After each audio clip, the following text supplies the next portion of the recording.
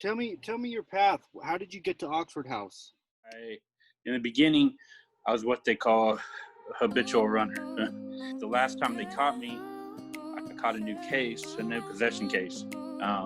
So the judge at the time allowed me to plead back in, but he told me, if you run again, you're going to do your 12 years, and no 6 in, 6 out. I'm going to make sure you do your 12 years.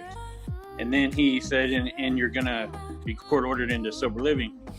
When I got released, they weren't letting me out the door. They had a gentleman named Ralph Laws who was at Logsdon House where I stayed, I ended up staying, who was there to pick me up and take me door to door into Oxford. And the minute I walked in to Oxford, and he said, "This is your bed, this is your dresser, this is your TV," it took a ton of weight off my shoulders. I finally had a safe place to lay my head. At that time, Ralph was really involved with making sure you're not just going to lay around. You're going to be involved in Oxford. I sat there and talked with him, and it was probably a 5-minute conversation, but something ignited in me that I want to be involved in this. And so I immediately started from there and slowly became involved in positions and at chapter and housing, all that. How did it make you feel first time you realized that Oxford House was going to be the catalyst that changed your life forever? I realized it when I finally got a good streak running with drug court. Before I dove headfirst into addiction, I was married. I was a regional manager for a Foot Locker. I had 2 brand new cars, all this. And when I got into Oxford, our house rule was you had 10 days to find a job. And I ended up working Church's Chicken for 9 months at $7.50 an hour. And it humbled me. But it also made me put my drug court program first.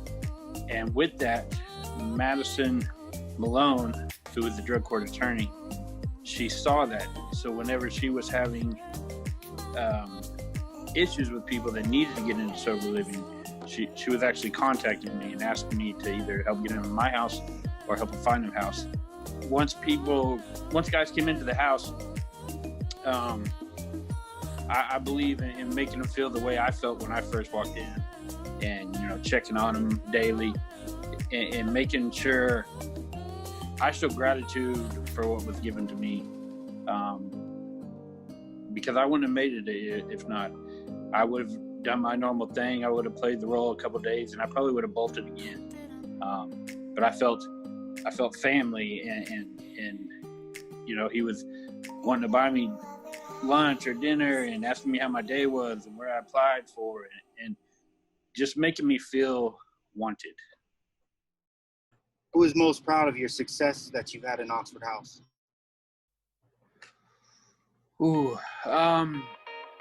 When I got divorced and dove into my addiction, my daughter was 10.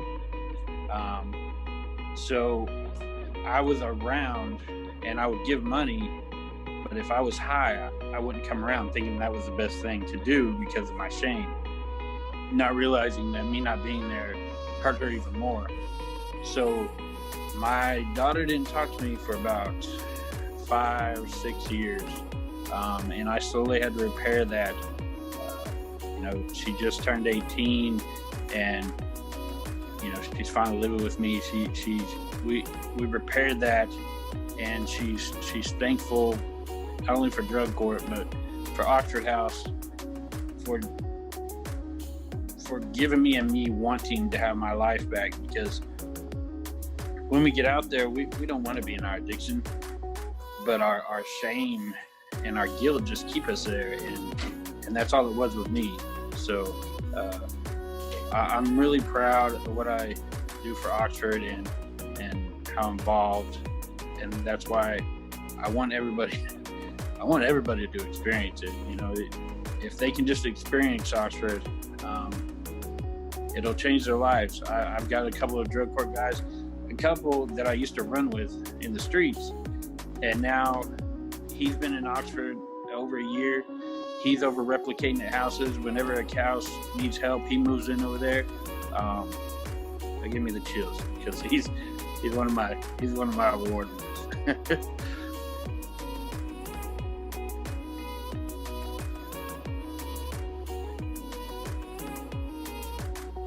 A year before I got into Oxford, if you would have told me I was going to be in sober living, I was going to be holding house positions, people are coming to me for answers, and I would be in this position working for the state now. Shit, crazy. I'm just going to keep getting high. So God takes us through them valleys to get us to where we need to be. Once I was in Oxford, and I would struggle, and then something out of the blue would happen. It showed me that God's directing us, whether we like the time or not. He's directing us on a path we need to be on.